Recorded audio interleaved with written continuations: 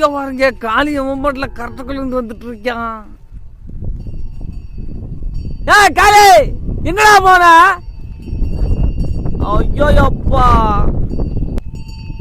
வாடா வாடா வாடா வாடா தங்க புள்ள, நீ இல்லாம பாரு. இவங்க நம்மால் காளி வந்துட்டான். காளி வந்ததுக்கு அப்புறம் தான்ப்பா நம்ம ஆளுங்களை பார்க்கவே நல்லா இருக்கு.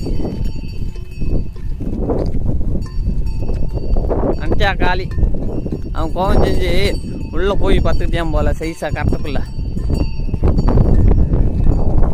காணாங்கவும் ஆளுக்கு கோபம் வந்துச்சு போல.